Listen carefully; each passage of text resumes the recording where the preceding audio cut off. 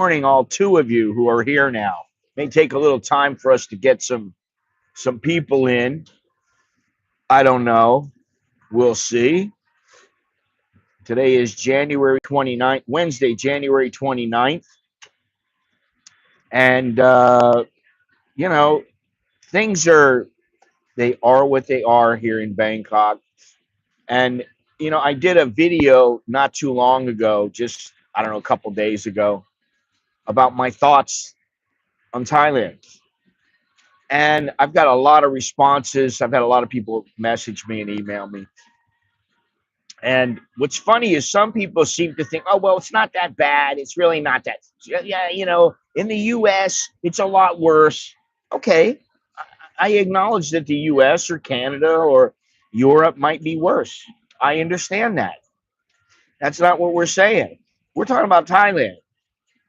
And to me, listen, I live here. I love this country. I love the people. I think it's a fantastic place, but I think there are some major issues. And I've thought this for a long time.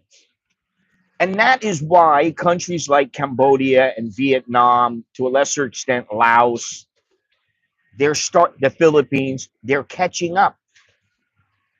And while many tourists come to Thailand, I mean, let's just face it, Thailand is a tourist destination. It's one of the top tourist destinations in the world.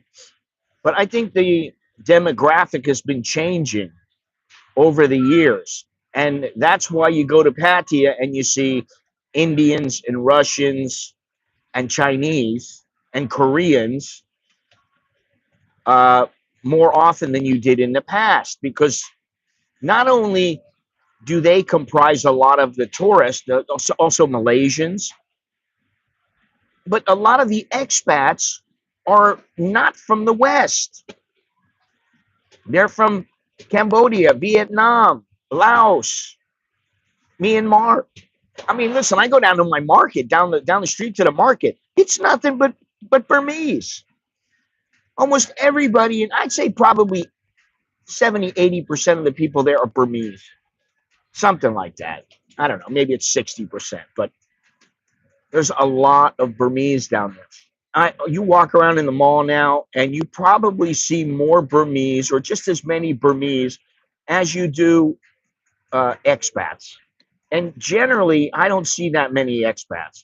But Burmese, maybe there's a few more Burmese coming in here on a daily basis. I don't know. I don't really know. It's just, from what I see.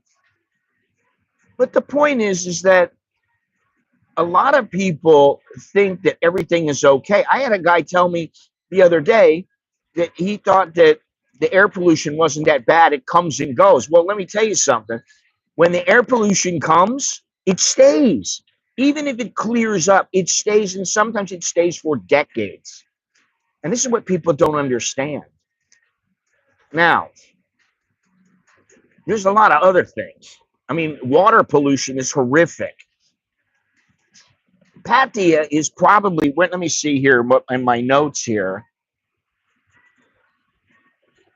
Pattaya, many hotels, businesses, and residential areas illegally dump untreated sewage into drainage systems, which flows directly into the sea.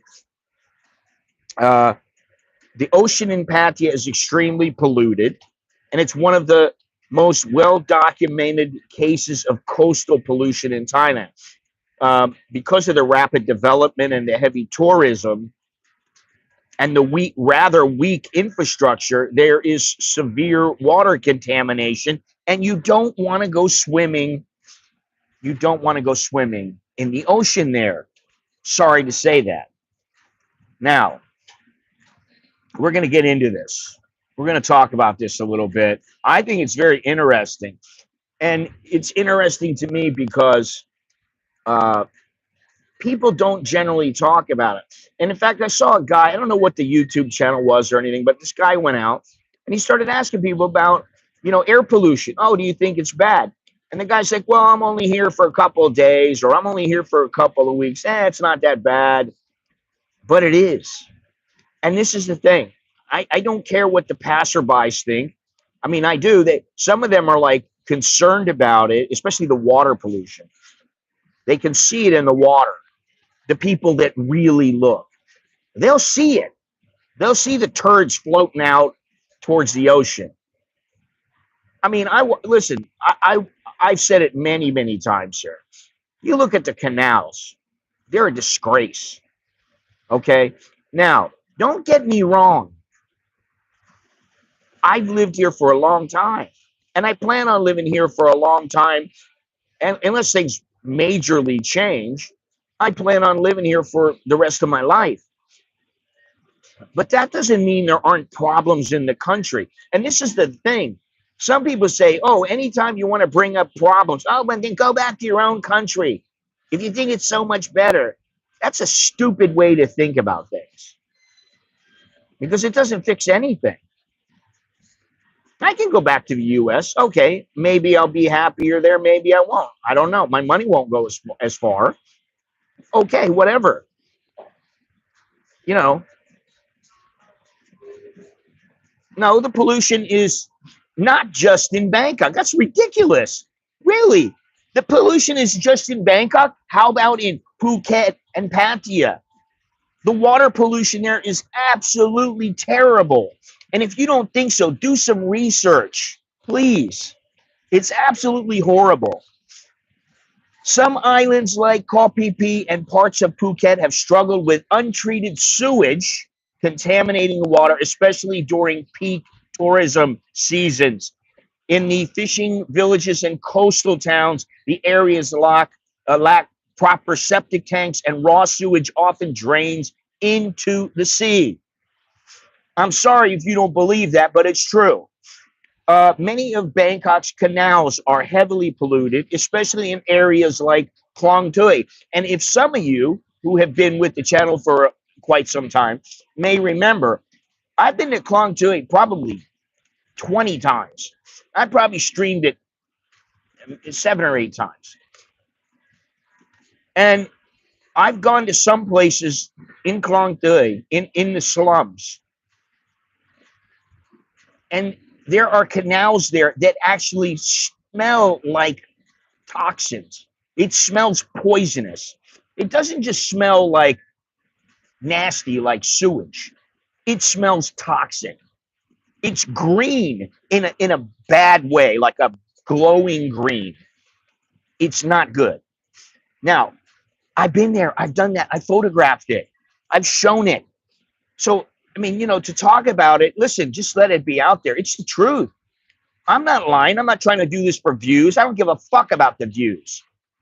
I don't get that many views as it is. You understand?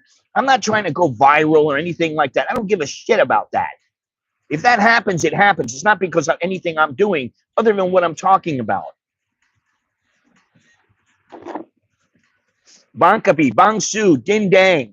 Some canals contain a mix of human waste, industrial runoff, and garbage, making not only disgusting but hazardous to health.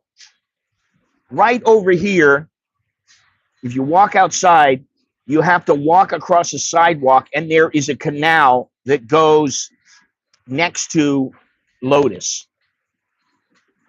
And you look at it, and it's just a shithole.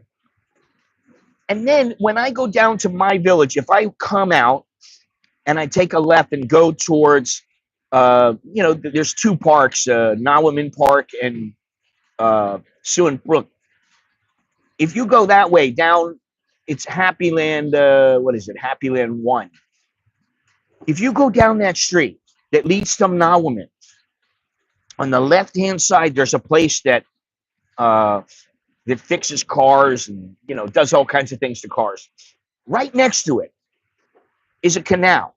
And that canal is so filthy. I've taken pictures of it. It's absolutely disgusting. If you fell in, you'd be fucked. If your mouth went underwater, you would be like, oh my God,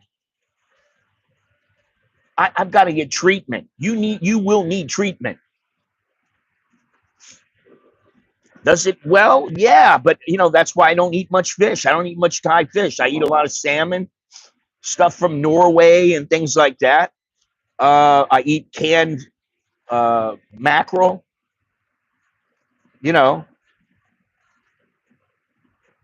Hang on a second here.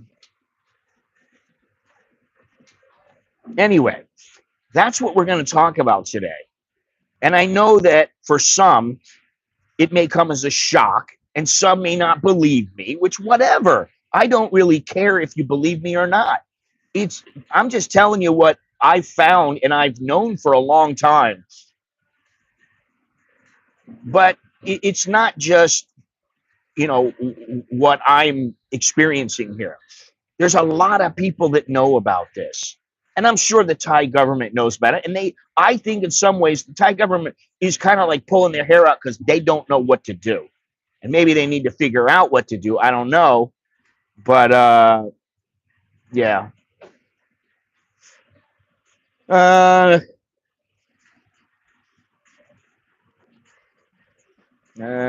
Fish and seafood. Norway salmon is not a clean product. I know. And sometimes I get the stuff that is like I get the stuff that is farm fresh, which, if that makes any sense, it's farmed salmon. And sometimes I get this stuff that is not, and I pay more for it, which is, I can't afford it most of the time. I can only get it, maybe I get it once a month, once every 2 months, and I'll get some, and the whole family will have a piece of salmon, and we'll go, oh, wow, that's great. For me, sometimes I just grab a piece of salmon and eat it. But if the whole family's going to eat, then I try to make sure that it's good salmon. And it's not that easy to get. There are some places you can get it from. But even that, I mean, okay, these are some of the underlying things that occur because of the problems in Thailand. I mean, we're not even talking about a lot of the other things, like the problems that they have implementing policy here and law. Some of the things how long are they going to put off the tourist tax for 300 baht? I'm not complaining about it, but they've been putting it off and putting it off and putting it off and putting it off. Oh my God, get it together. Make a choice. What's happening now with the marijuana? Have you heard anything about it? No, you don't.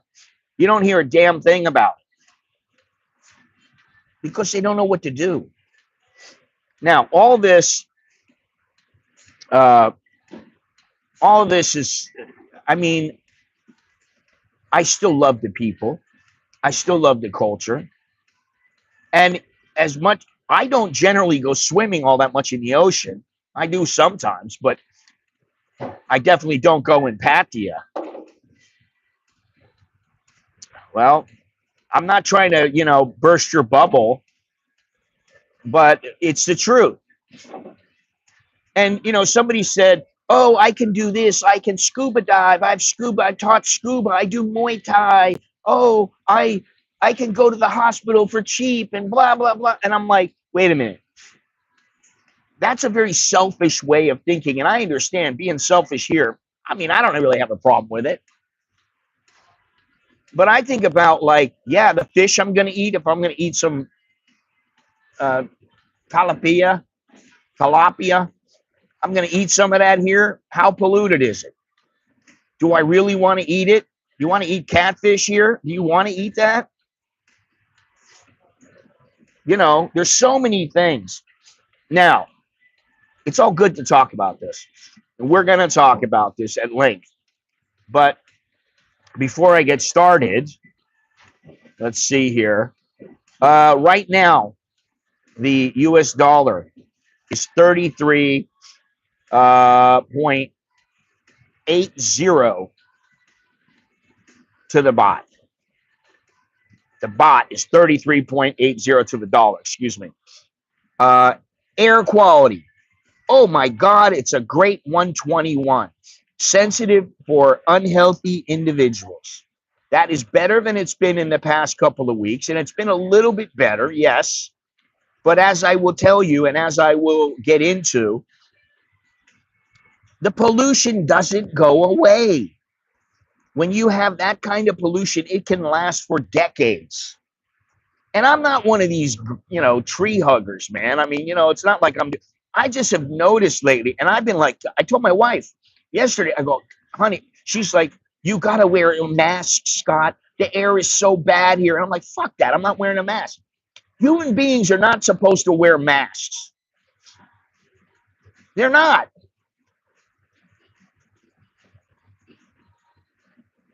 You know, I don't want to wear a mask. Why should I have to? And, you know, I look at it that way. And I know it's a self-defeating and it's, you know, it's cutting my nose off to spite my face. But I told her today, I said, you know, I got to get out of here. I got to go somewhere. I got to stay in Suratani, down in the jungle where we are, where the air is quite a bit better.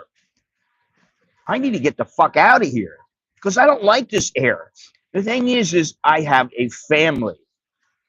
And so for me to go, it's kind of selfish because I have kids that still live at home and I have a wife who still works here. And she doesn't want to give up her job because it's a good job. The idea is to make as much money as you can while you can, right? So, you know, I think about that. And then I say, okay, I can wait a little bit. I can put it off. I can put it off. I can put it. It's all right. You know, I don't look at it as I'm getting too negative about Thailand or anything like that. Listen, there are positives about this place that make it great, and there are negatives also. You can go to Vietnam and find negatives, and you can find positives. Same thing with Cambodia and the Philippines and Myanmar. All these places, anywhere, there's positives and negatives. Get the fuck over it. Somebody talks negatively about it, you don't tell them to go back home. It's stupid. If it got that bad, I would go somewhere else. At this point, it's not that bad. Now, if I started walking outside and I thought, I don't know what that is. It's an ice cream shop. They're probably breaking ice or something. Thailand has an army, 500,000, half of that active duty. I don't think an army is going to help with the air. Tibet, yes. Probably in the middle of February, I will know the exact dates that I'm going. Sometime in June, I think, end of May, middle of June, something like that. They catch river prawns in the polluted canals, use large drop nets. I don't know how they don't get sick from eating them. Those canals are rancid. And my girlfriend loses her appetite from eating catfish, fish, and everything else that grows in fresh water. No, an air purifier ain't going to do shit. I mean, it might temporarily, but long term, it's not going to do a damn thing. So, you know, the bottom line is, I think Joe Rogan may have said this a long time. There are not meant to be this many human beings on the in certain areas. There are not meant to be that many human beings living in such a confined space. You know, and I mean, you could say a lot of things about many cities in Thailand. Oh, well, go to this one. There's nobody there. Oh, you know, go to that one. It's a lot better. The problem is you're not going to find a perfect place to go to be a tourist or to be an expat. And I've been to some places where I thought, oh my God, this is perfect. But that was a long time ago. You know, I don't even know. The way I'm thinking right now, I'm just like, you know, all I can do is shake my head because I brought up a lot of things in the video that I thought were pretty bad. I mean, it's just, it ain't getting any better. The gap is narrowing. It still may be really great in certain places. You may think in certain places of time, oh my God, it's so great. Yeah, when you're having a good time and you're doing things and you're not thinking about what the problems are, of course. I don't live my life that way. I don't only try, you know, I want to be positive, but I also acknowledge that there are problems. And the problems in Thailand aren't going to go away. Now, one problem, and as my wife stated, the tourists. In 2019, there were 39 million tourists. In 2024, I think there was something like, how many, let me see, I think it's 34 million, something like that.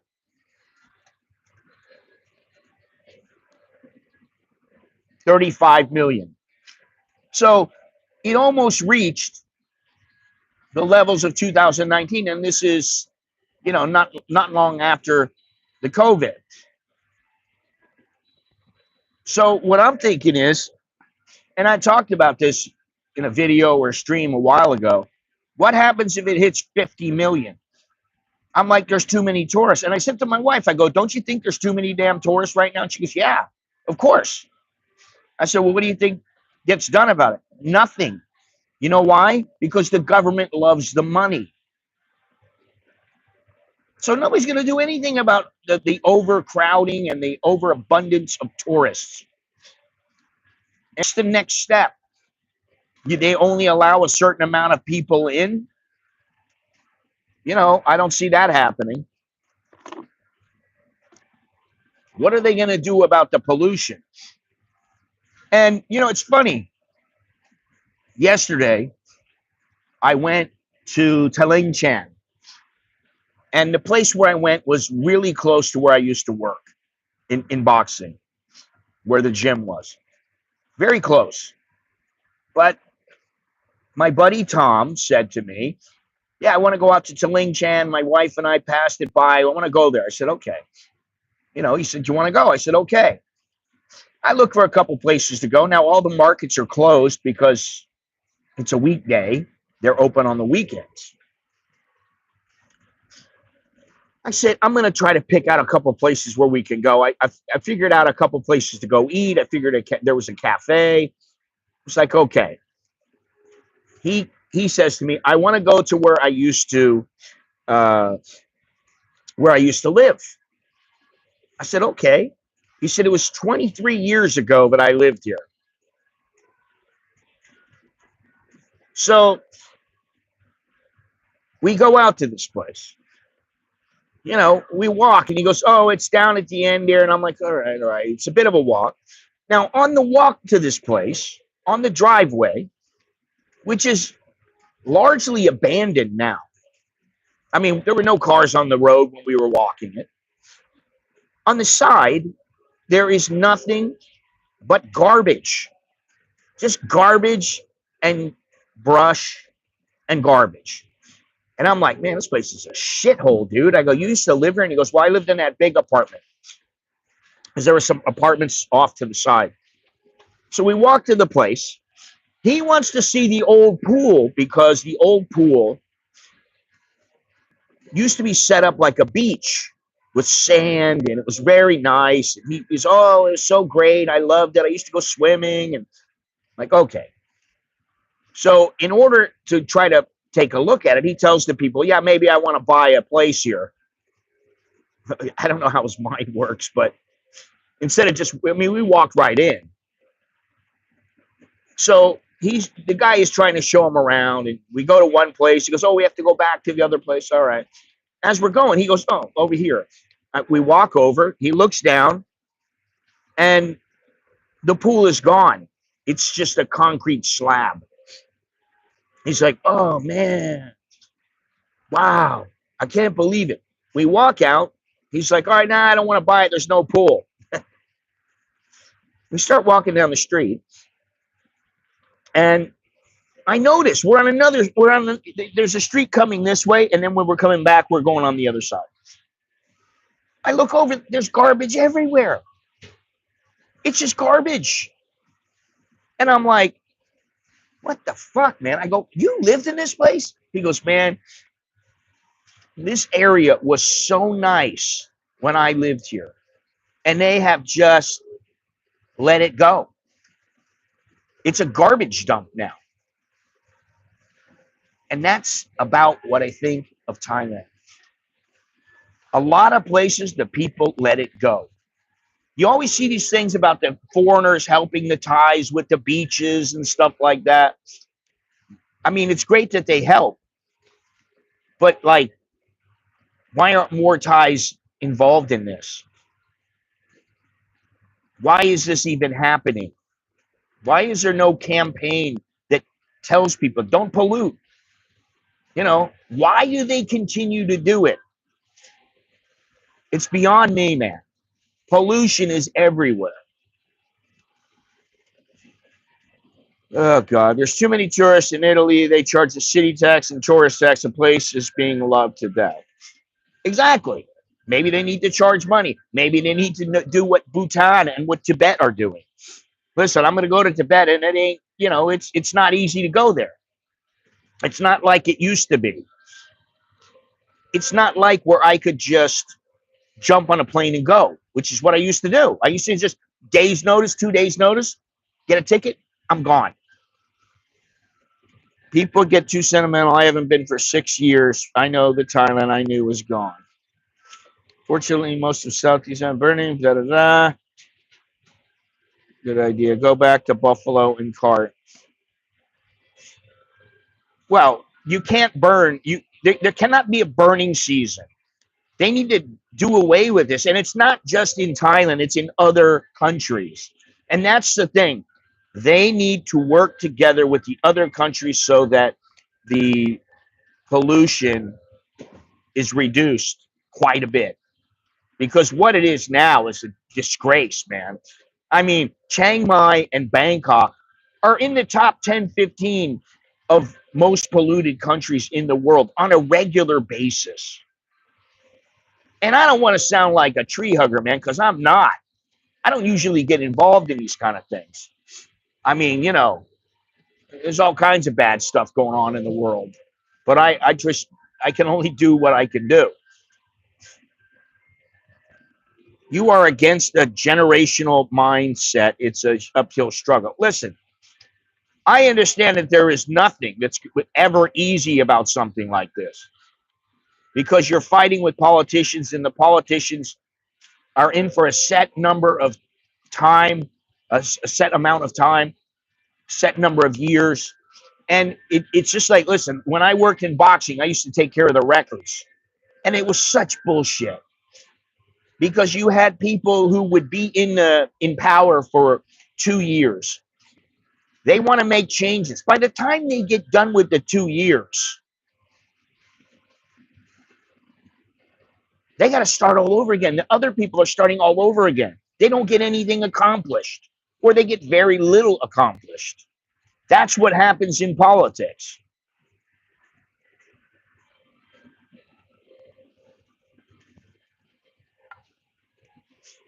Everybody talks about Vietnam being the next place and all this other stuff. I will say this. The gap between Thailand and Vietnam as tourist destinations has been reduced. Thailand doesn't have a massive advantage over Vietnam or Cambodia anymore. And I said this about Cambodia. I just did something about it, talked about it the other day. About 12 years ago, I go, you watch, in about 10 years, Cambodia is going to really start making some headway because Cambodia, Phnom Penh especially, used to be a happening place in the 60s and 70s. Well, 50s and 60s, rather.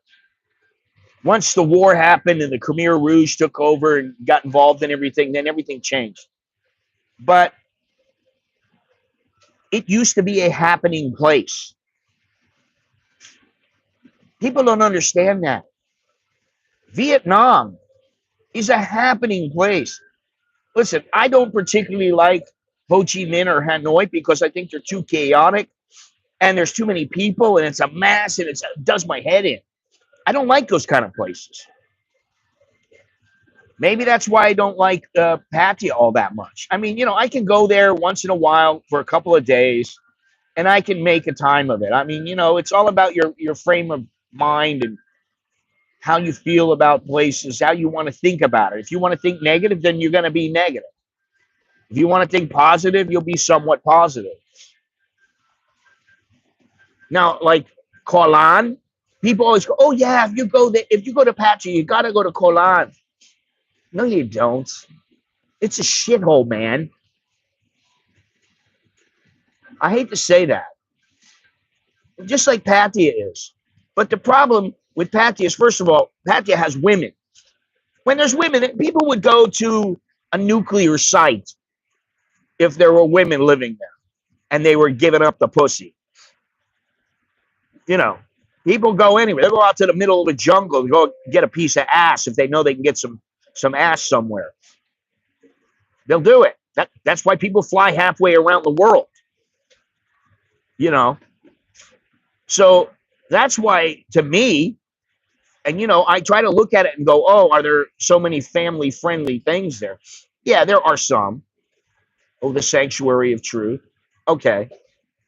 This is why I think Thailand and many others, uh, they really like, I don't know how to say this.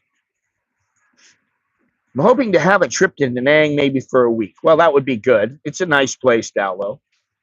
I liked it. I did like it. There was a few things I didn't like, but I can get over that. But it was very, I would say it's fairly cosmopolitan there. They got it going on there. Um, you know, Kolan was the favorite part of my last trip. Well, where did you go? If Kolan was your favorite part of the trip, I kind of feel sorry for you. Really. Because I've been all over Thailand. I've been damn near everywhere.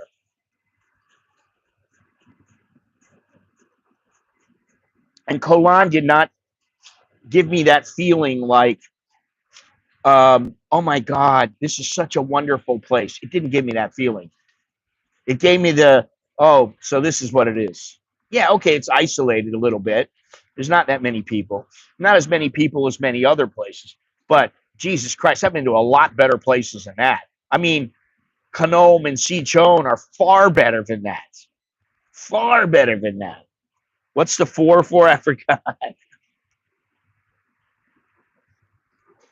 You said 3 and then 4, so I don't know what it is. I forgot. It's a number of times I do something. I don't know what it is.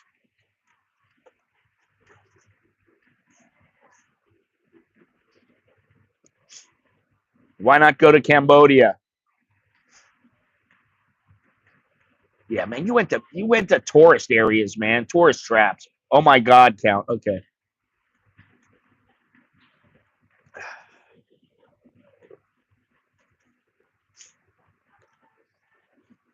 I mean, go to Cambodia, go to Phnom Penh, go to Sihanoukville, go to Siem Reap. I mean, plenty of places in Thailand to go. You don't have to just go to Bangkok or just go to Phuket. I mean, my wife is going to Phuket in a couple of weeks. I'm not going. I don't want to go. I've been there with her. I've been there without her. I lived there.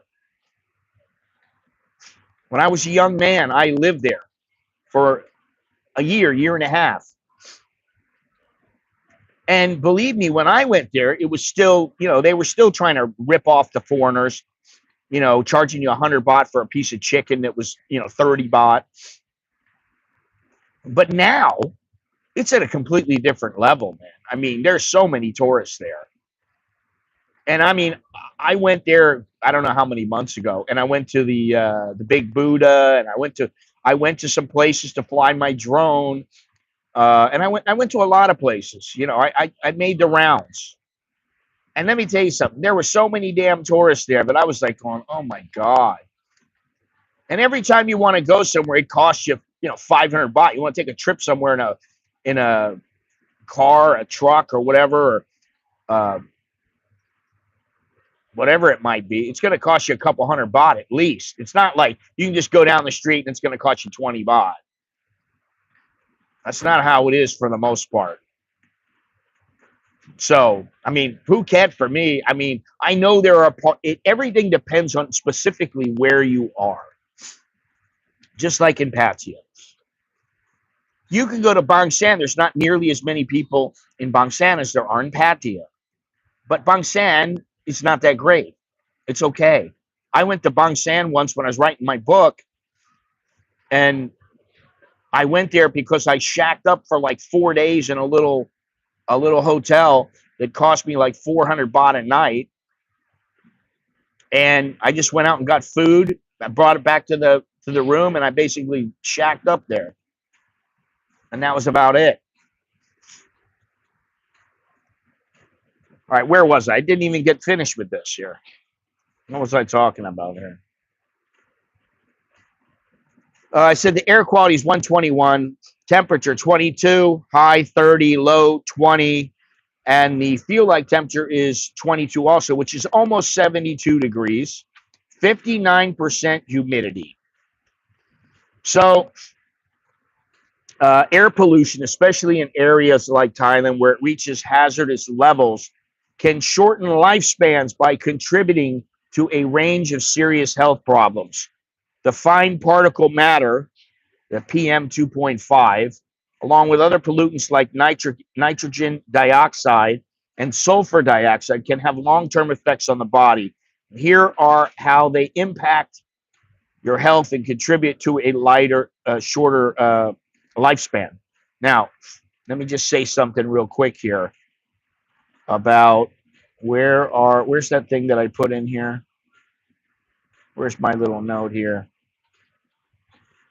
Um, the PM2 and PM10, PM 2.5 and PM10 particles. These tiny particles can linger in the air, settle on surfaces, and infiltrate indoor spaces. They can come inside. Over the time, they accumulate in soil, water, and other materials.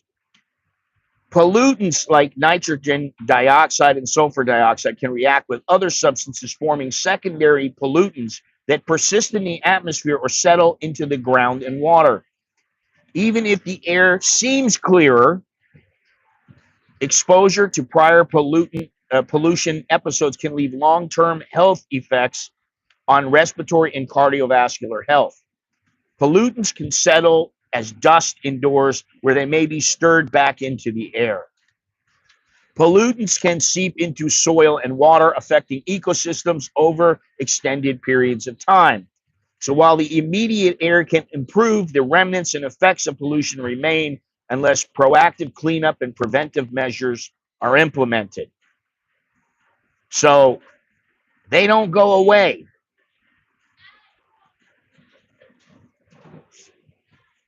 As far as things like human waste going into the ocean, here in Thailand, we're talking about human waste and untreated sewage still flow into parts of the ocean here in Thailand, especially in the more densely populated areas and places like fishing villages and industrial zones. While the government has made efforts to improve wastewater treatment, enforcement is inconsistent. That always seems to be the problem. Uh, and many areas still lack proper infrastructure. So let me get into this. But I got to tell you something. They're talking about enforcement being inconsistent. Yesterday, when I went with my friend Tommy, we went to go see his old apartment. I wanted to go to a cafe, which we went to, and we didn't even drink any coffee. The food was so good there. It was really good, and we had a great time. But that came after we walked back across the street, and we went to Pata department store. Now, I used to pass Pata all the time when I worked in that area, in Pinklao. And I'd been in there, and it was fine. It was all right, but they have a zoo in there on the 6th and 7th floor, on the roof and the floor below. They have a zoo. And that zoo has been criticized quite heavily around the world because of the way that it keeps the animals there and, the kind of the setting, and there's just a large number of problems there. At least that's what the outside world thinks, right? So we decided to go. We wanted to see if it was still there. I was like, there's nothing in Pata. I mean, nothing. There were no department stores. They were all closed down. The place was empty. Completely empty. There's nothing there. No stores, no little vendors selling food, nothing. The only way I found out about the zoo was I saw a security guard and I said, Mr. Insat, you got a zoo. You got the zoo here? He's like, oh, yeah, you go this way. And I found an elevator and we went up and I thought, okay, I want to see if this place is still going. We get up there and, we have to pay to get in, which was a bit of a shame. Listen, I've been to some places out by town. They had a coffee shop. They had, I forget the name of the cat, Servials, something like that. They had like 2 or 3 of them. And then they had a lot of other animals there, like camels, and all kinds of stuff, birds and monkeys. So we go up, and as soon as I'm not paying, but Tom pays for the tickets. We had our little thing where I'm paying for the food, and he pays for the ticket. And I look out the window. There's a door, and you can just, once you pay, you walk through the door, you open the door, and you go out and you go into the zoo. I look on the little flower pot right next to the door, and there's a huge rat sitting there.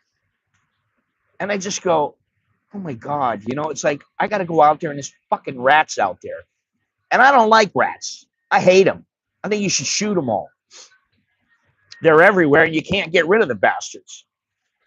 I'm looking at this thing going, oh man, this is not a good sign, right? So we open the door. As soon as we open the door, he runs off. Who knows how many of them are up there? And we go up to this place, and all I can say is that when I left, I was in pain. And you look out from the top of the zoo, and there are little places where you can see outside of the building. And what you see is the highway. I mean, it was surreal. That's what I'll say. It was surreal. Now, I'm going to put a video up, and I think on Friday or Saturday, I'm going to put a video up.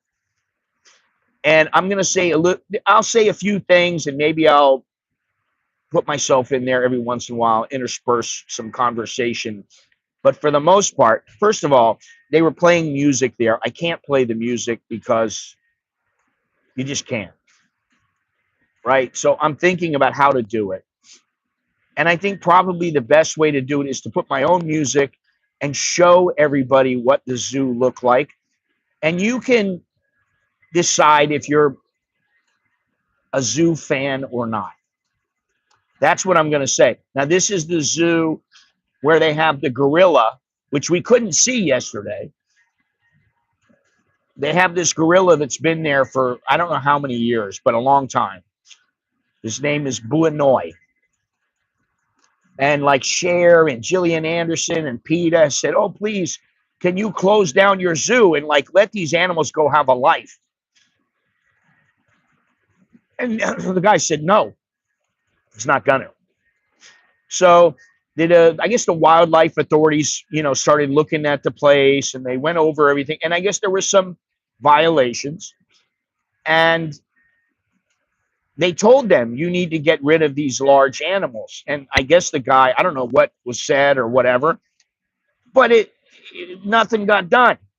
And getting back to the police and their enforcement and their inconsistency, the police said to him, it's illegal. You can't do this. We need to take these animals. He said, no, you can't do that. And so the gorilla's still there. And I'll tell you, I need to post these photos and put this video up. There were 2 orangutans there. I mean, there was a mother and her, I think it was her son. The mother was almost 30 years old. And let me tell you, I came up, I got my little camera, I'm, filming.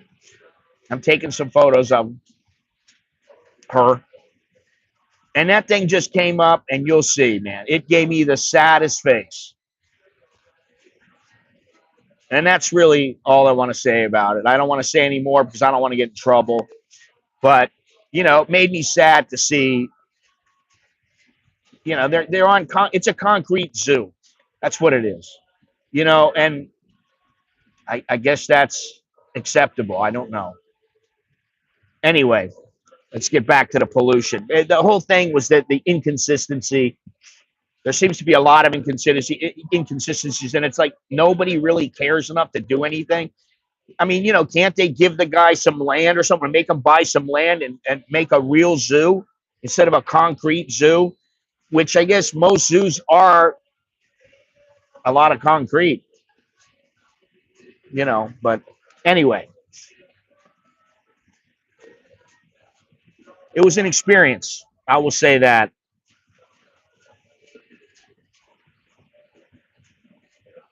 Yeah, well, that's what they do, Dowlo. They ignore the rats. And, I don't even want to get into the rat problem, cockroach problem. I mean, listen, Billy and I went to Khaosan Road once, and they were pulling off the concrete slabs that lead down to the sewer. And there were literally hundreds of thousands of cockroaches in the tube. It was absolutely disgusting. I mean, it was so bad. But rats across the street over here, I don't, it's been a couple of years now, but it was something, I was going to the airport. It was like 4 o'clock in the morning. Everything is quiet, fairly quiet, but there are some vendors out that are starting to set up their little booths so that they can sell food. And on the corner was a bunch of garbage. And, I looked at the garbage for a second. I go, what the? And all over the garbage were rats. There had to be, I don't know, a couple hundred rats. And I just went, oh my God, I got to go there.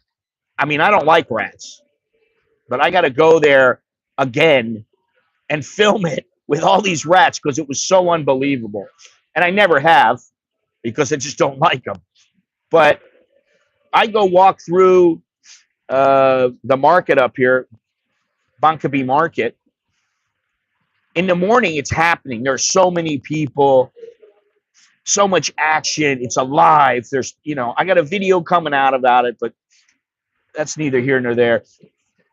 In the afternoon, you go walking through there. Sometimes after I'm here at the mall, I go walk over there and get some eggs and some other things. And you walk through, and there are rats sporadically around the market. And, every once in a while I'll be walking. I go, whoa, I almost step on one. It's nasty, man. That's all I can say. It's pretty nasty. All right. So in Bangkok and in coastal areas, some wastewater treatment plants exist, but not all waste is treated before reaching the sea. Many smaller communities, slums, and older buildings still discharge untreated sewage into the canals, which eventually flow into the ocean. Some islands like Koh Phi Phi and part of Phuket, I talked about this before, have struggled with untreated sewage contaminating the water, especially during peak tourism season. The Klongs, many are heavily polluted, especially in areas like Klong Tui, Bangkok, Bang Su, and Din Dang. Some canals near factories or industrial areas contain toxic chemicals, oils, and metals, making the water unsafe for any contact. I dare say the CASHAPP Canal, I mean, maybe I'm wrong, but I would say that canal is so polluted. It's not only polluted from the boats, the diesel boats, and the soot that spits out into the air and into the water on a regular basis. But if you go here and you go from this diesel canal boat and you go over to the next boat, there's a boat, I think two stops over, and it's an electric boat. You get on the electric boat and you go towards Minbury, which I've done many times. You go down to Minbury Market or whatever. On the way there are factories on the left and the right. They're factories. And I think to myself, these factories are probably allowing all kinds of stuff to go into the water. I don't know what kind of regulations there are and if they're followed or whatever, but I can tell you the canal, I don't know how they can, what they could do, if they could block it off. I don't know if they can block it off, take the water out, clean it all out, put clean water. The thing is once you can't do it in sections, because once you open up a section, then the water flows into the other water. So you have to close the whole canal down, drain it, clean it out, and then put more water in it. And I just don't think that's going to happen. I don't think they want to do it. Anyway, the canal,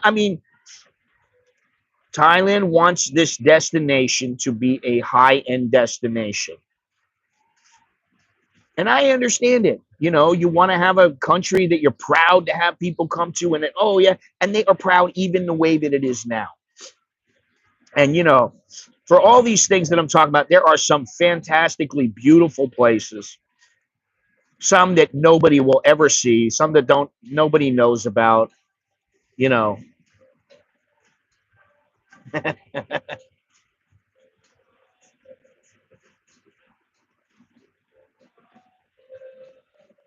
getting to opening time, I think.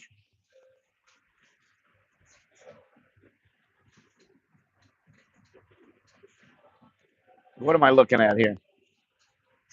South Thailand usually gets air quality. Perhaps better to relocate down there. Well, you say that, and I understand. However, if you look at the air quality in some places in the South, it's terrible. It's not good. And I wish I could say that it was, but right now Phuket is 63, which is moderate. It's not terrible. It's okay. Let me see something else here.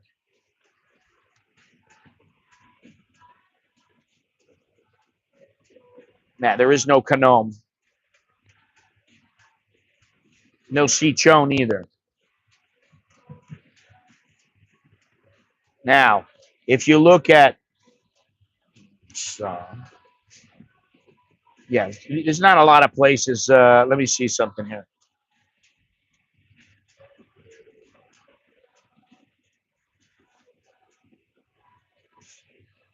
Okay.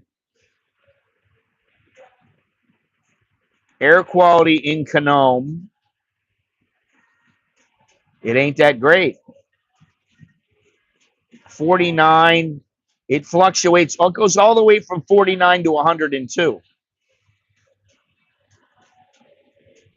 which is pretty bad. And Kanom is a very off the beaten track. Okay, right now it's 38. So that's good. That's pretty good, right? You're not going to, you can get better than that, but that's pretty damn good. You should be happy about that.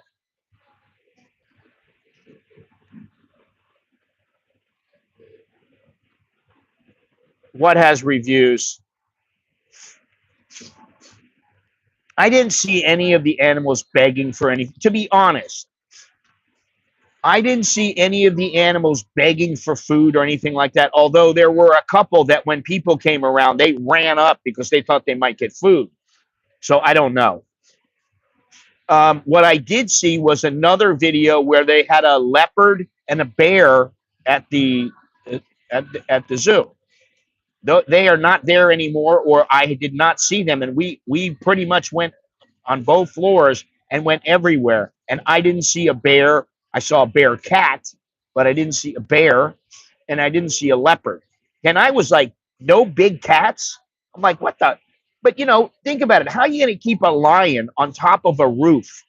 You're going to keep a 450-pound male lion. And let me tell you something about lions.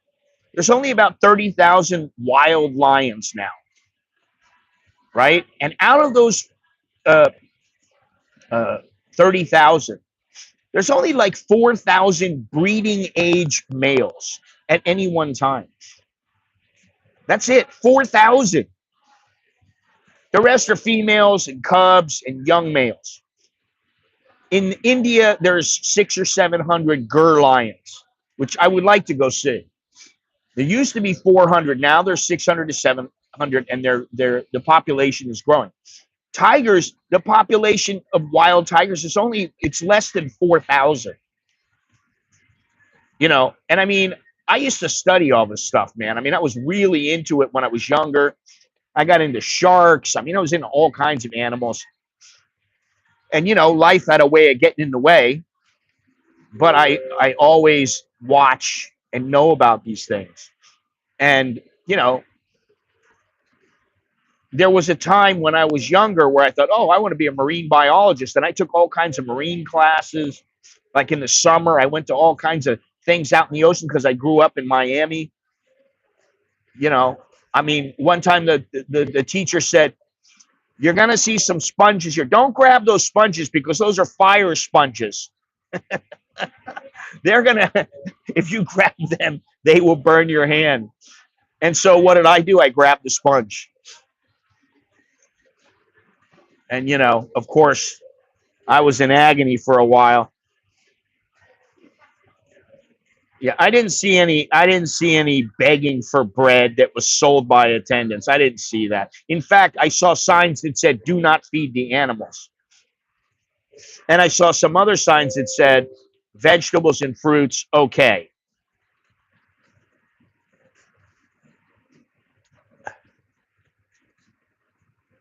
Let me see something else here.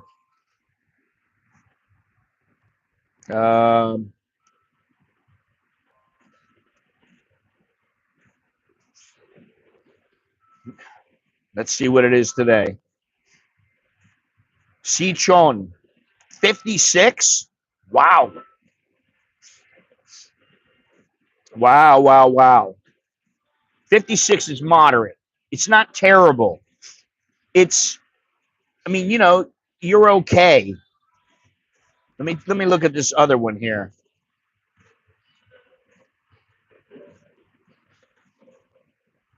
This one says 82. So it depends on where their stations are and all that. But that's a place where, the air is supposed to be very, very good. Let me see something else here.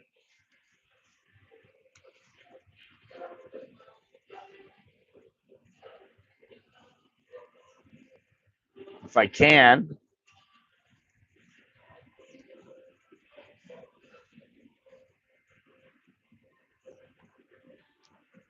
Koh Samui, 71. Oh, wait a minute. Let's read. Okay, 71. So again, moderate.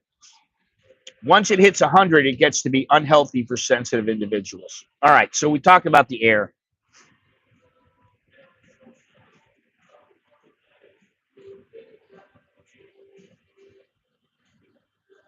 I'm looking for somewhere that's good, like all the time. And it's very hard to find that. And I'll tell you, I've been coughing. I got more shit in my nose, and it's all because of the air quality. And I don't, I mean, usually I don't let it get to me. But I do feel it, scratchy throat, a little bit of a cough, and my nose is plugged up. All right, let me get into this here. Oh, God. Fecal bacteria and pathogens. Testing in some areas has shown high levels of E. coli and other bacteria, making the water a serious health risk. In some places, the water is so oxygen depleted that no fish or aquatic life can survive. Bangkok has wastewater treatment plants, but the system isn't fully effective due to illegal dumping, lack of connections to the sewage network, and insufficient infrastructure. Some areas have tried using aeration systems to improve water quality, but it's a band-aid solution. Canals that are cleaner. Some central canals, Klong Sansep, have seen partial improvements, but they still get polluted. Clogs in more rural areas or near parks and temples tend to be much cleaner. Some of Thailand's ocean areas and many canals are polluted with human waste and toxins, especially in urban areas. Bangkok's worst canals are usually open sewers, and some coastal areas suffer from sewage discharge, especially in overdeveloped tourist zones. While there are efforts to improve things, enforcement is weak and the pollution remains a widespread issue. All right, let me tell you something. I saw a video and the guy was talking about Thailand, and he made me think about the water pollution. Because I mean, you know it's there. I brush my teeth with the water, but I don't drink the water. And I can tell you that sometimes they turn the water off, and then when they turn it on, okay, it might be the inside of the pipes or whatever it is, but the water is kind of dirty, and I don't want to have to drink that, so that's why I get drinking water. But he was talking about, he was in I think it was Riley. Now I've been to Riley, been all over Riley. I've been all over that area. Went on a boat by myself. Cost me like 1,000 baht, 1,500 baht, and I went island hopping, which was fantastic because you went to some places and there was only like 3 or 4 people, and they worked on the island. They worked there because some tourists would come once in a while. And I remember being there and seeing things that I thought were kind of disgusting. And I mean like water runoff and that kind of thing. But he showed a pond, kind of like a lagoon. Now, I'll tell you, he showed this lagoon and it was filthy. You could see the turds floating in the water. And then you could see that it went under this little overpass, this walkway, and it went out and it led right out to the sea. And I thought to myself, that happens too many times. It should not be allowed. It should not happen. There has to be some way. You got to figure it out. I don't know. I'm not here to provide all the answers. But I can take a look at this, and I know that it needs to be fixed. Because you know that the fish and everything else, it's just disgusting. I mean, it's disgusting. And I've told my wife, I go, look at this canal right here. It's so disgusting. I mean, and it's like, listen, I'm not some guy who's like squeamish about anything. I'm not. I don't get squeamish about this shit. I see all kinds of blood and guts and all kinds of other stuff, and it doesn't bother me. It doesn't bother me on a visceral level where I'm like, ugh. But I look at it and I go, oh my God, man. Who let this happen? And Bruce, you may remember when I went to Klong Tui and I'm standing next to a canal, and that canal, that it was just like a trench, basically. It's full of just all kinds of toxins. So nasty. That's what people were saying. That's why I don't buy many Thai fish. I don't usually do it. Every once in a while, my wife will bring some fish home, and sometimes I take part, sometimes I don't. And you wonder why I'm constantly saying, I got to get out of here. I got to get out of here. What am I going to do? I'm going to take off without my family? Come on. I can't do that.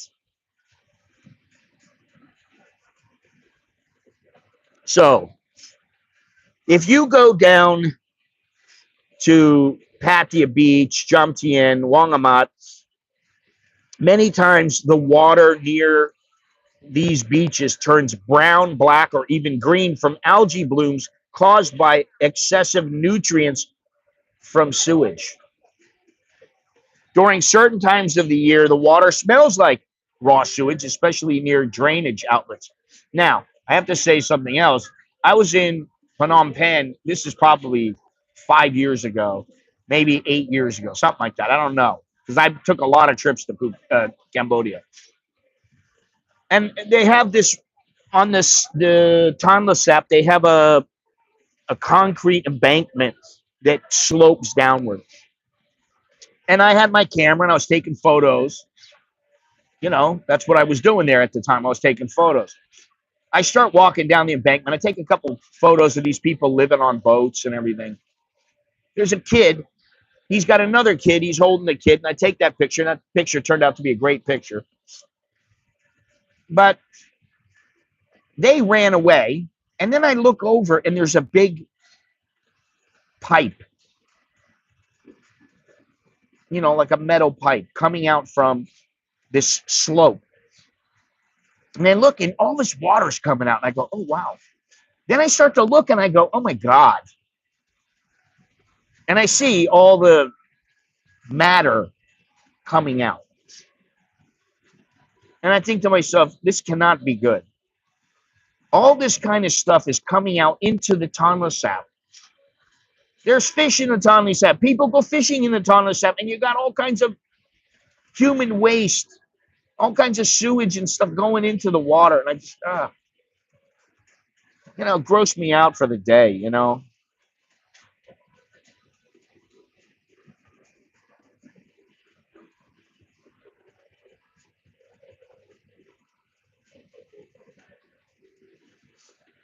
Yeah, I don't know. I don't know about this. Hey, listen, do me a favor, please. You know, I've done a little bit of research here, a fair amount of research on all this stuff. Do me a favor and leave me a thumbs up. I would appreciate that. You want to leave a super chat? That's great too.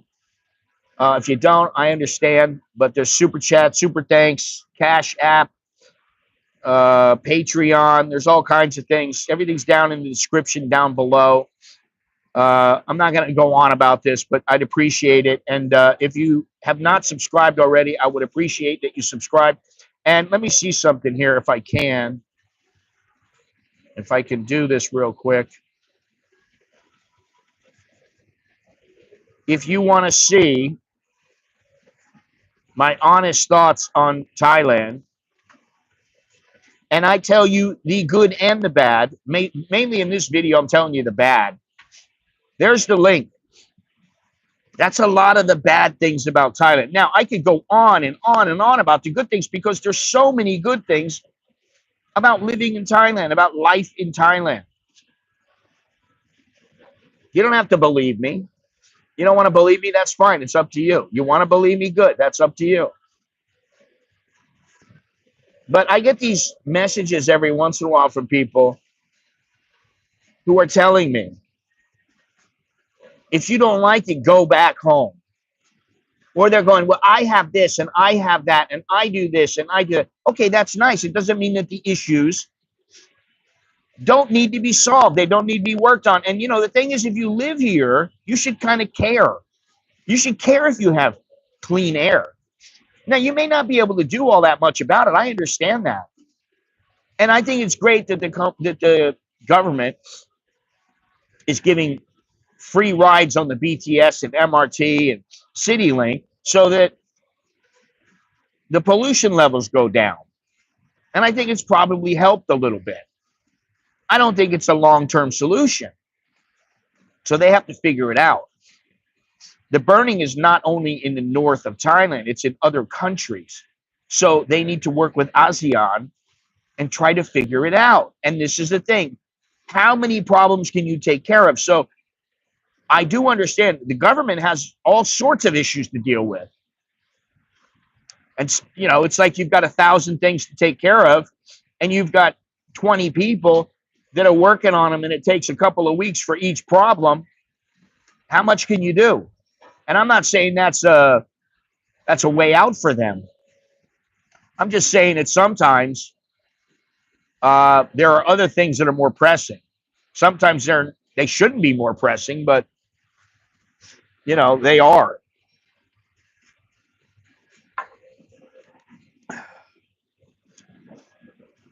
All righty.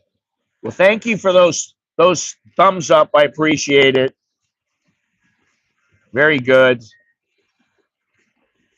I'm going to be streaming tomorrow.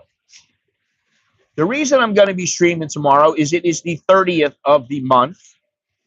And on the 31st, which is the last day of the month, which I had planned on streaming on the 31st. However, Alex's surgery got pushed back a week, and now his surgery is happening on Friday. So we have to bring him in on Friday, and I don't know. We'll be at the hospital all day, and he'll be in the hospital for another 3 days, and hopefully he'll be okay. We'll get him through it. So I don't know when I'm going to stream. I'll stream tomorrow, and then after that, I'm not sure. Might be a couple of days, might be a week. I don't know. But obviously, there is plenty of plastic and food waste and other garbage floating in the water and that washes up on the beaches. The government tries to clean this stuff up, but guess what? It cannot. Thank you, Bruce. It just can't do it. And I don't know why. I don't know if they don't have enough people. They got too many things working on other people working on other things. I don't know. After heavy rains, bacterial levels tend to skyrocket. And some areas, as I said, are so oxygen deprived that almost nothing can live there. Hey, Sammy, how you doing? Overfishing and pollution have severely reduced marine biodiversity. It's funny because this guy that wrote me the other day, I mean, I appreciate his message and everything. It was good. I agreed with, some of the things he said. But he's talking about how he used to, I guess he taught scuba diving for like 10 years. Now, if you've taught scuba diving and because I used to scuba dive out in Florida and the Virgin Islands and the Caymans and all Bahamas, all over. I haven't in many years because I had a collapsed lung twice. So I need to get it tested. I don't want to get it tested because I don't really care if I go scuba diving anymore.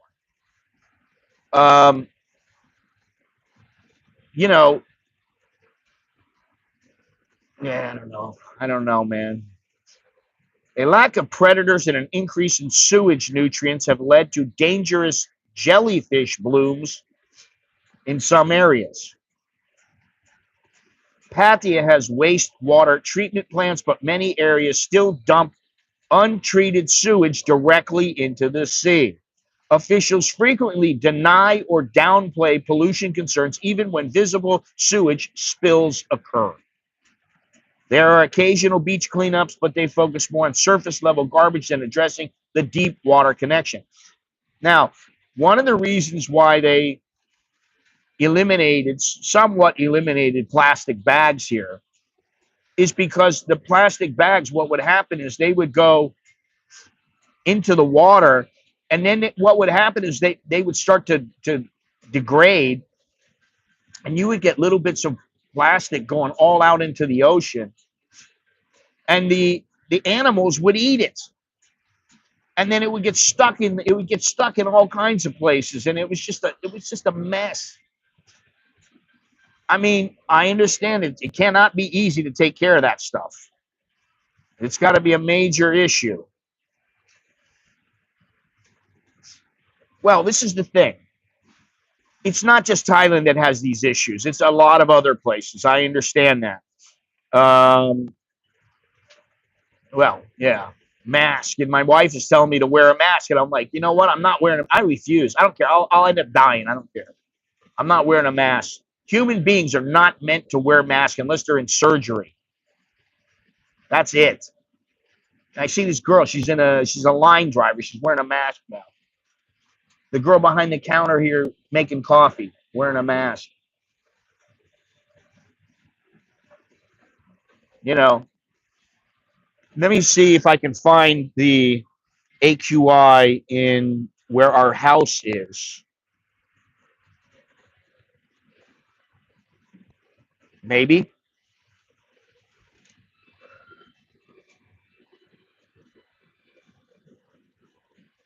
(103) unhealthy for sensitive groups. Now it's supposed to go down in the next couple of hours. It'll go down to about 88 AQI. You know, this is the thing though. You see these places and the air quality changes in them all the time. So I could go to Canom and Canom might be great. Sichuan might be great. Then the next day it's terrible. You know,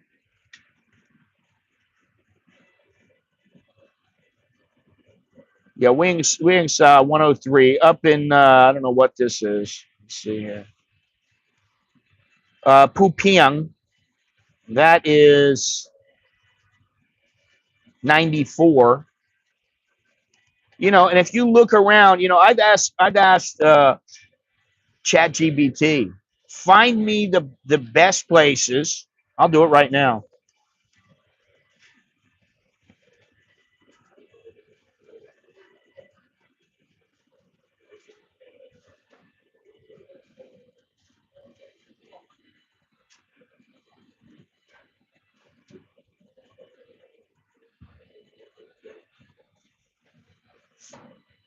Okay.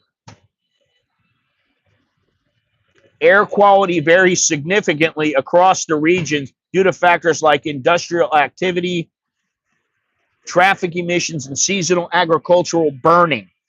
Generally, southern coastal areas and certain inland cities experience better air quality compared to northern regions, which are often affected by season haze. Top locations with better air quality: Phuket benefits from coastal breezes that help disperse pollutants, resulting in relatively good air quality. I don't want to go to Phuket because of all the tourists. Sorry. That's why I'm not going to Phuket with my wife this time. I don't want to go to Phuket anymore. I've seen Phuket. I've been there 50 times. I've lived there. Why do I want to go there? I mean, if I want to go and visit somebody, okay, maybe we go somewhere and he takes me to a little hidden gem. Okay, great. But for the most part, I don't need to go there, right? Okay, another place, Trang. And I've been to Trang and I like Trang. Trang in southern Thailand has been noted for its lower levels of particulate matter, contributing to cleaner air. Songkla, Sadao. This area has reported some of the lowest PM matter concentrations in the country. Oh, yeah. I know that. I know. But where my wife goes, what am I going to do? I'm going to go out into one of the little isolated areas, and she's going to be in a big 4-star, 5-star hotel where I could be staying. And you know, I'm going to go, sorry, honey, I'm going to go stay out where, you know, in a bungalow somewhere. She's going to be like, what do you? Come on. Baitong, Yala province, which I have been to. Situated in the far south, Baitong experiences relatively low air pollution levels. Now, these places are Songkla and Yala. They are really far south, right? Trang is pretty far south too, and Phuket, okay, but you know, as I said, I don't really want to go to Phuket. I don't care about Phuket. I'm over Phuket. Nakhon Ratchasima, which is Karat.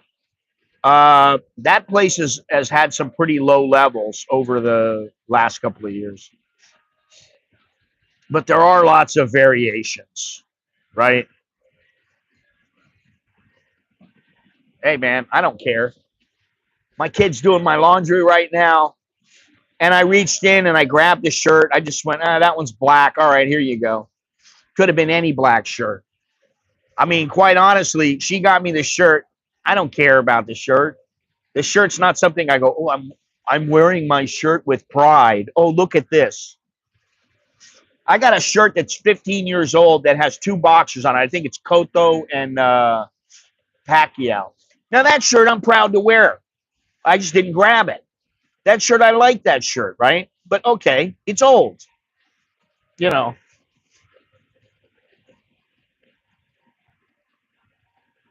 Well, thank you. Thank you very much. And you know what really gets me is all these people out there going, oh, dude, you're the one who tells it.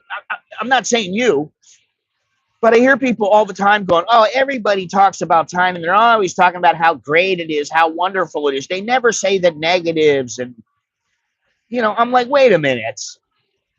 I say the negatives all the time. Maybe I'm a small channel and you don't watch me. Maybe that's what it is. But, I try to be very, very fair and even. I think Thailand has some of the most, listen, when I went, I know this may not seem like a big deal. When I went to Bangkok, now, I don't know if you remember her. What the hell was her name? Oh my God. Have I forgotten her? It was one of the girls. I can't remember her name now. Um, what the hell was her name? There was, Jesus Christ, I forgot all of their names. There was Tian. She went away. I don't know where she is. And then there was the last one. I don't even remember her name. I've forgotten their names. That tells you how good my memory is now. Anyway, she came from Bunkan. And I told her, I'm going to Bunkan. She said, oh, wow. Oh, she's so excited. And then I went.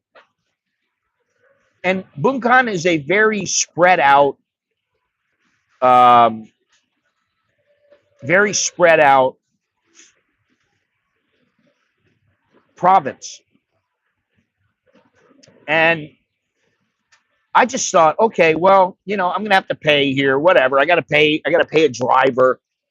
I'm not gonna rent a car. I'm not gonna rent a motorbike. I mean, first of all, it's not really that kind of a place because you'd be riding on a motorbike and you're driving along for an hour, hour and a half. I just thought, you know what, it's better. I just get a car, I pay a little bit of money, and that was it, right? So I went to the Wat Putok. If you know about Wat Putok, it's a place that has 7 levels. And all around this mountain, they have a walkway, a wooden walkway. I hated it while I was on it because you're, what is it, 1,000 feet, 2,000 feet up, and if you fall, you're done, you're dead. And a woman took a selfie, a Thai woman, leaned up against the rail, took a selfie, and she was leaning back, and boom, she fell over 1,000 feet down. She's dead. Now, I didn't want that to happen to me, but it was it was now that it's done, it was a fantastic experience. And you know what was even more fantastic is that I went to some other places on that journey because I paid like 1,000 baht, and they took me to all these places. And these places were fantastic. The 3 Whale Rock, the Elephant Head. Um, those places were unforgettable for me. They were just fantastic. Certain things stick out with me. When Chuck and I went to Nepal and we went up and we're up, I don't know how many thousands of feet, and I'm photographing the Annapurna Mountains, and it was freezing. I was freezing my balls off, even though I had warm clothes on. And we went into this little tea house that was kind of built back into the dirt, and it was kind of in the dark. And we went in and we had some tea, really good sweet tea. And I was like, man, this is awesome. This is what fucking traveling's all about. And then we went to Bangladesh and we helped the lady with the kid who had the oversized head and I think it was an encephalitis or something like that. And we went out on the river, the filthy river that you can smell the toxins, the Buriganga. There have been some things that I've done, and I've been into Cambodia. I've been in, and I remember going into Cambodia, and I was on the water, and I was streaming. I was in a boat that, like a long tail boat, and I got the camera right on the water, and we're hauling ass around this lake, and it was just like National Geographic. It was fantastic. I've done so many things like that, and I'm so happy that I got to do these things because while there are things I don't like about this place, there are things that I love about this place in the surrounding areas. And when I moved to Thailand, the goal that I had for myself was I want to see the world. I want to see Southeast Asia. Uh, Good chance I'm going to Tibet. And, that's something like my mother said, oh, well, you may never get another chance to go to Tibet. It may be something that's a once in a lifetime opportunity.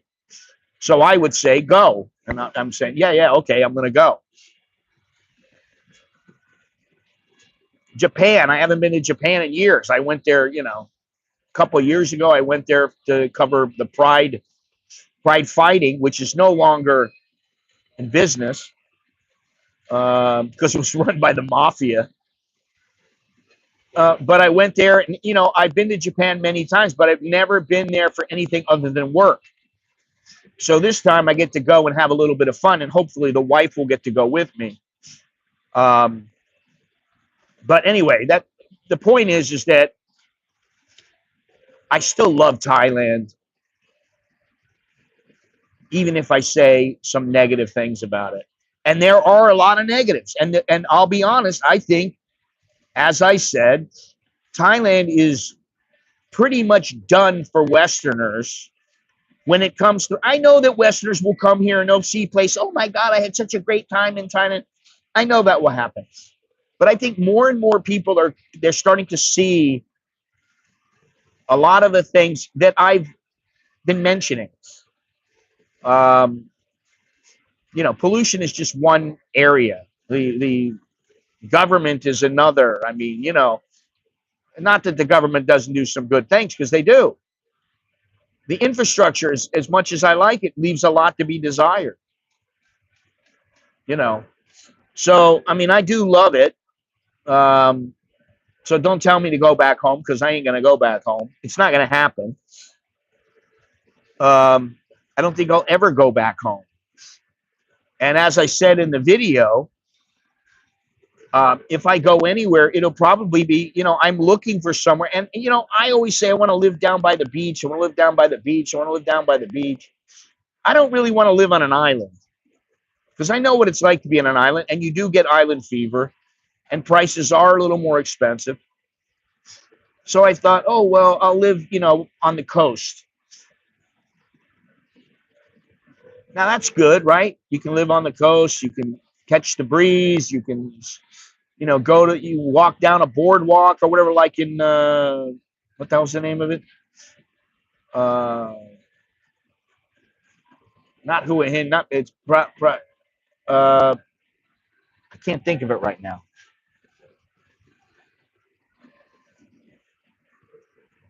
Let me see here.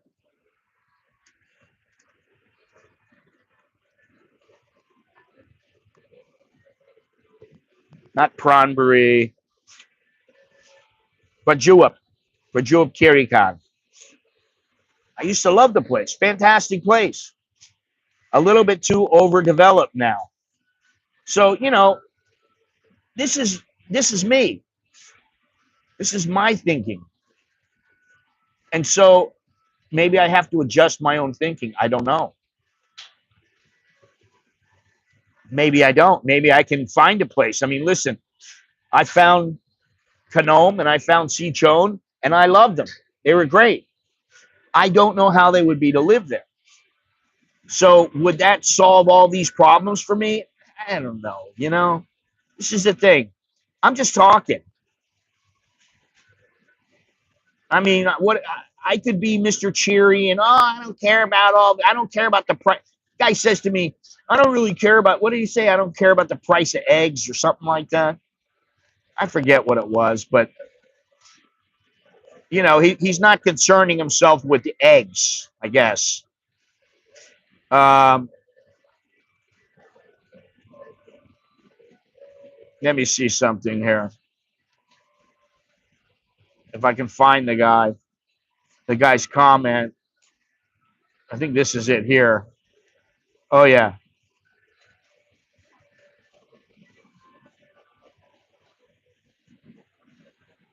Um,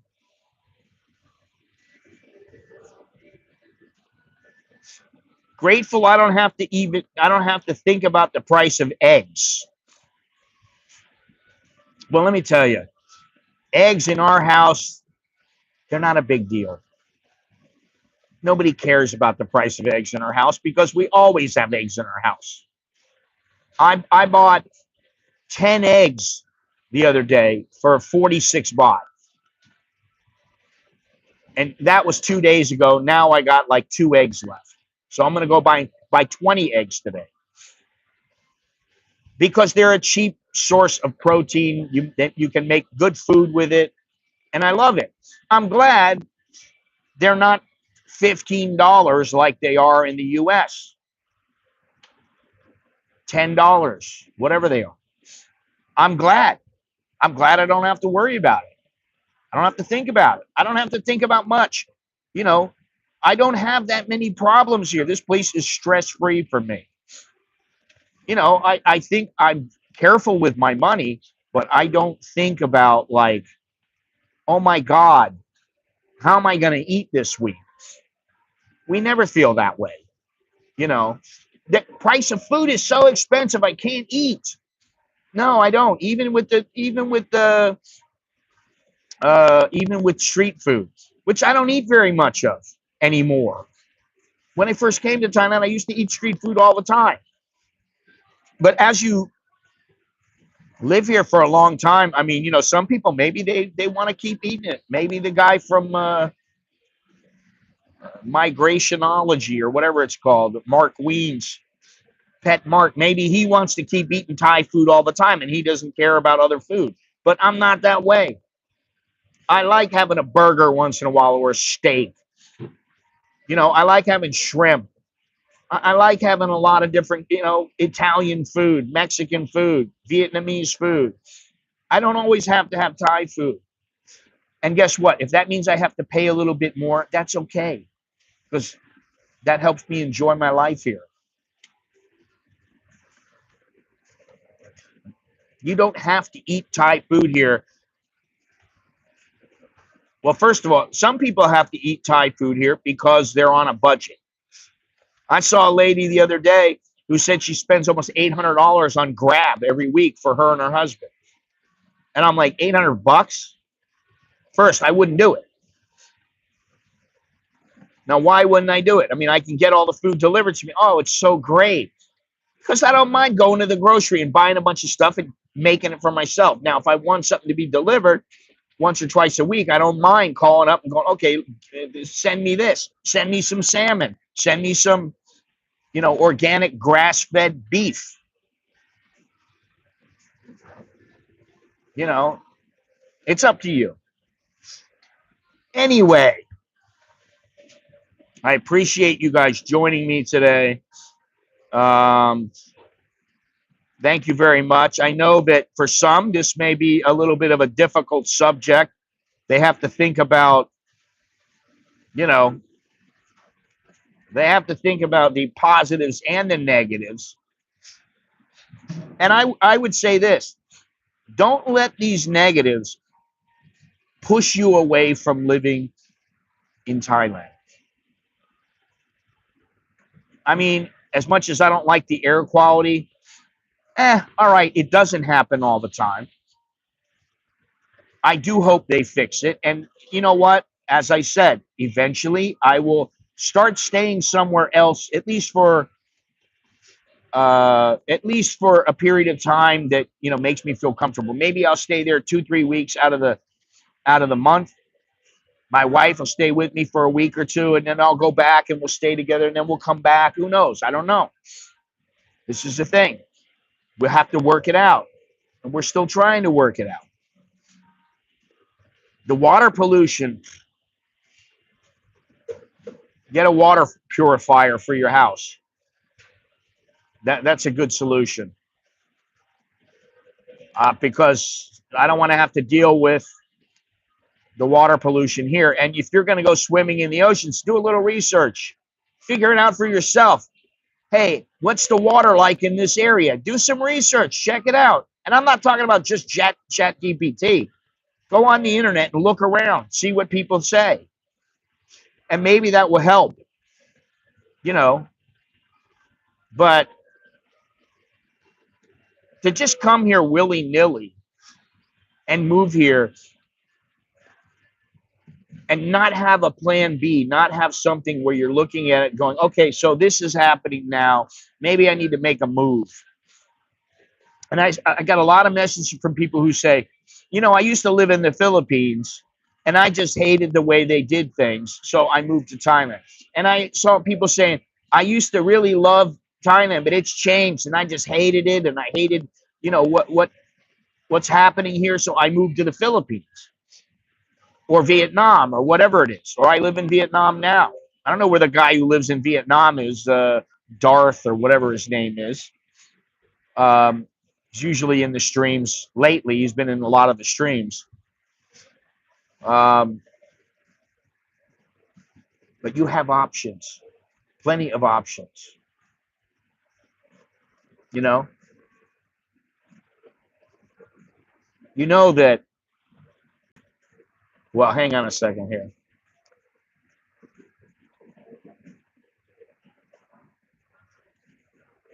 I want to see if anybody says anything. Oh God.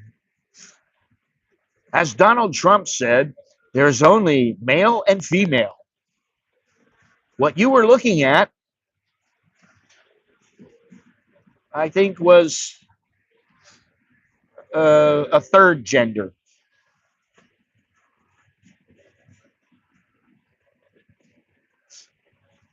Yeah, I mean, the trash too is. I didn't even talk about that.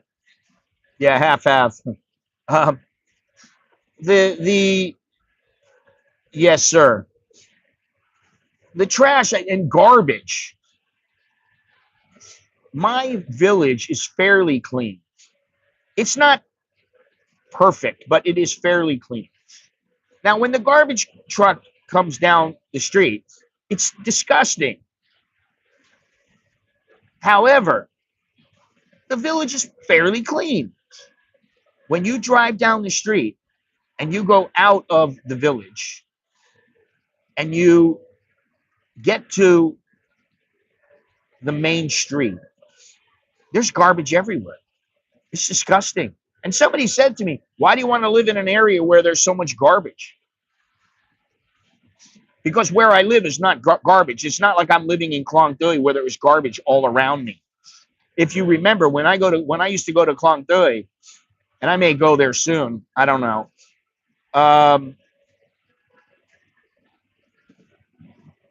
There are places there where you don't really want to live. I mean, many places. There's the woman who, some of the viewers helped her out, and we helped her out, and she was, I don't know, she was difficult, but she had a place to live. She let me into her house and she let me photograph her place, and she showed me, you see this bed? I said, yeah, I see the bed. She goes, well, water comes up from the ground when it rains, when it floods. It comes up from the ground.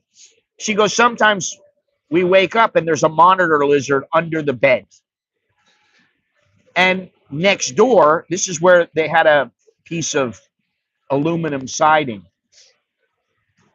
You look in and there's two, maybe three, maybe just one monitor lizard sitting there in all the trash and garbage and water and just disgusting whatever the hell it is. And I know that at least one or two of those monitor lizards, probably 10 feet long, massive. Now, they did have monitor lizards in the zoo.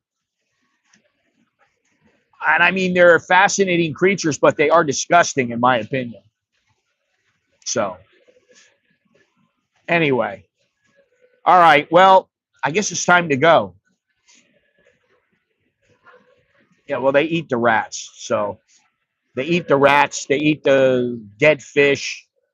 They eat anything dead. They eat. So, there you go. All right. Well, thank you for all the love. Appreciate it. Um, yeah, I don't know what else to say. Good subject, in my opinion. Good subject. And some people don't care about it. And what's funny is, I saw some videos where people are going, yeah, it's not that bad. I don't care. I'm going home in a week. And, they just don't care. And, that's pretty much how it is about a lot of things. There's not enough time in a person's life to make something an issue that they want to get behind and give 100% of their energy into when they have to work. They've got a family. They've got, there's all kinds of things. And I'm the same way. I mean, I admit it. What am I going to do about the pollution? What am I going to do? I'm going to go to the canals and start cleaning up the canals. It's highly unlikely.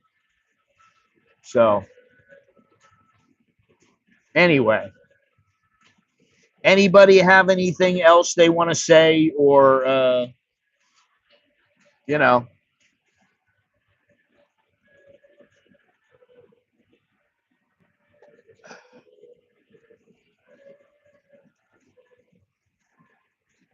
Oh my gosh!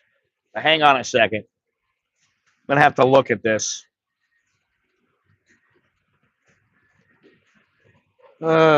Fuck.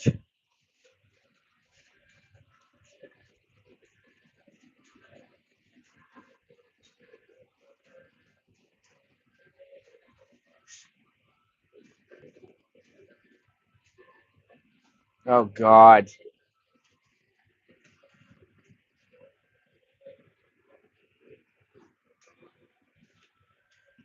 I don't know what to say, man.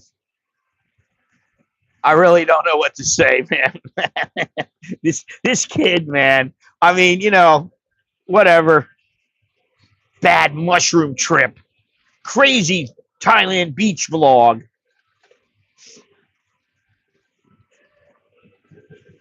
I found my wife in Thailand. I don't see anything up where he's crying about the. Let me see here. What is this? I didn't know you could put that there.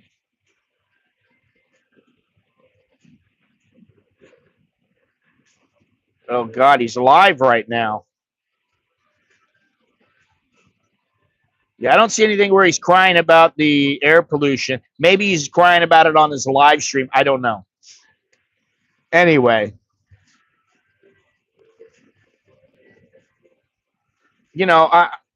I think he's a nice guy. He's just young and immature. Um, that's all I know. And I don't. I hesitate to say anything bad about anything. Oh, he just got a super chat for $4.99. Hype. People are so excited because he's back in town. Unbelievable. He has the IQ of a carrot. Oh my God.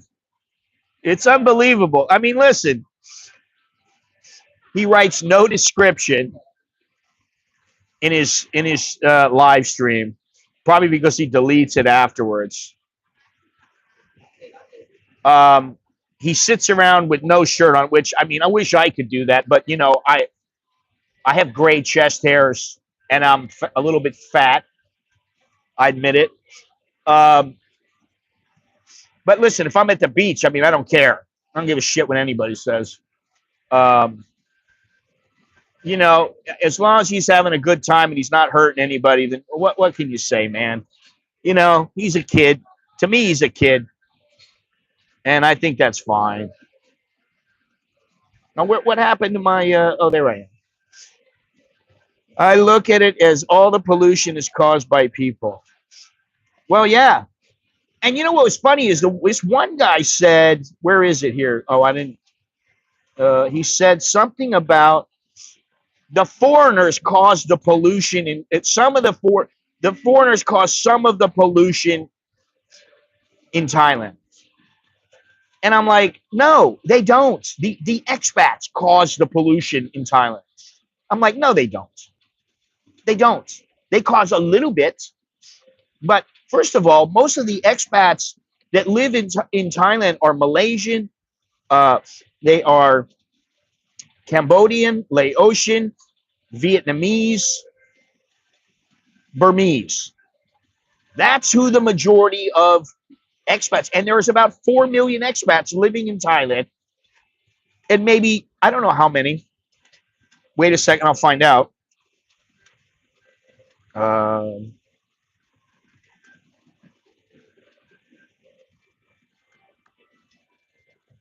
Approximately, well, it's not readily available. Western expats total approximately 300,000. Let's see here. Yeah, Western expats. This is about 5 years ago. Western expats 300,000, and there was about 4.9 at the time. There was 4.9 million foreigners, which now I think there's less people, less expats, and I think there's a little bit more. Uh, there's a few more Western expats. I think out of three, 3 to 4 million expats, probably half are Westerners. That's my opinion. So, you're talking about Western expats, you're talking about maybe 1.5 to 2 million out of 71 million people. So, how much pollution are we engaging in? And I can tell you that the majority of foreign expats, at least American expats, I think a lot of Americans know you don't litter. Don't be an asshole. Don't throw your garbage on the ground. Just stupid. I don't know the same can be said for Asian expats. And I don't mean that in a derogatory way, but I think some of them they just think this is what you do. You look at the pollution in Myanmar. You look at the pollution in Cambodia, and they have made significant strides in reducing the pollution. You know,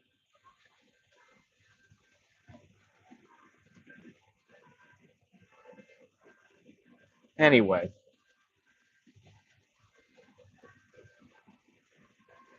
Oh yeah, India. I mean, would you really go in the water there? I wouldn't. In the water where they burn people? Would you go in the water? No, I wouldn't go swimming in that water. I wouldn't even touch it. Well, that's just me, you know. Maybe I'm squeamish.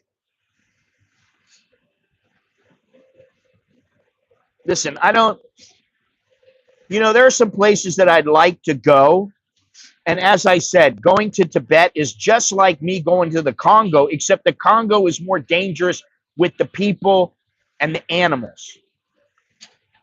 Tibet may be more dangerous when it comes to the elements, but you're fairly safe.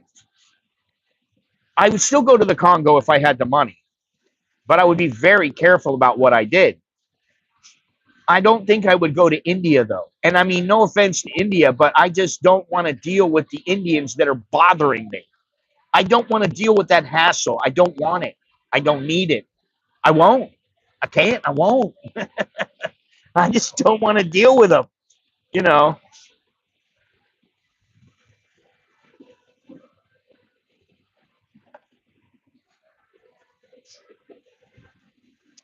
No, no, no, no, no. So anyway, all right. Well, thank you very much, everybody. Appreciate it. And that's all I have. I am Scott. I'm an American in Bangkok. I will speak to you tomorrow. Yeah, tomorrow. So come and join me in tomorrow's stream. Tomorrow, let me see here what we'll be talking about. I don't even remember. Let me see here. What are we talking about? Oh, is it tradition? I don't remember. Let me see. Is Thai society as traditional as it seems? Or is that on the decline? Have things changed? Is Thailand no longer as traditional? That's what we'll talk about tomorrow. All right. So thanks again, and I will talk to you later. Take care. Choke D, Leo, Jerkin Mai. That is good luck and see you later. I'm Scott. I'm an American in Bangkok. Take care. Boom. Goodbye.